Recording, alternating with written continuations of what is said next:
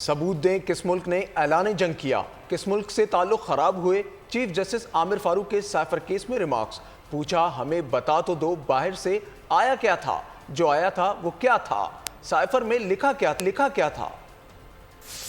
Justice میاں گل حسن اورنگزیب نے attorney general سے مخاطب ہو کر کہا کہ کیا صرف خدا جانتا ہے کہ سائفر میں کیا تھا۔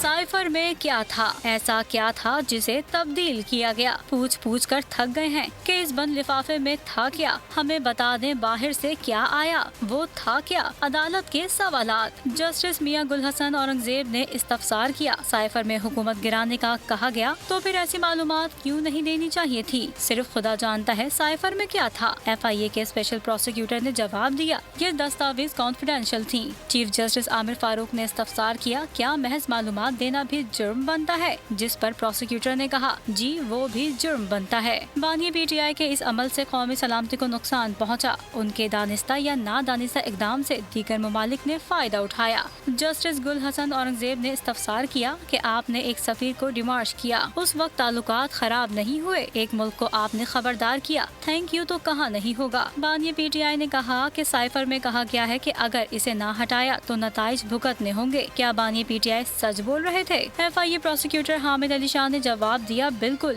یہی میسج تھا۔ چیف جسٹس نے استفسار کیا، بلا واسطہ ہی صحیح کس ملک کو اس کا فائدہ ہوا۔ جسٹس میاں گل حسن نے ریمارکس دیے کہ یہ تو ان کے مخالفین کے بیانات ہیں۔ چیف جسٹس نے استفسار کیا، کیا سیکرٹ دستاویز کو عدالت میں پیش نہیں کیا جا سکتا؟ FIA کے سامنے تو سائفر پیش نہیں کیا گیا، عدالت میں پیش کیوں نہیں کیا گیا؟ پروسیکیوٹر نے کہا کہ عدالت نے مانگا ہی نہیں۔ چیف جسٹس نے ریمارکس دیے، اگر ہم کہیں کہ سائفر دیکھنا ہے تو کیا کریں گے؟ پروسیکیوٹر نے کہا کہ ہم عدالت میں پیش کر دیں گے۔ چیف جسٹس نے استفسار کیا کہ عدالت اس دستاویز سے متعلق فیصلے میں نہیں لکھ سکتی تو پھر کیا ضرورت ہے؟ چیف جسٹس نے ریمارکس دیے کہ آج یہی ختم کرتے ہیں، کل دوبارہ سنیں گے، جس پر پروسیکیوٹر نے کہا کہ میں بھی کل کوشش کروں گا کہ دلائل مکمل کر لوں۔ سبسکرائب کریں اور بیل دبائیں تاکہ کوئی خبر رہ نہ جائے۔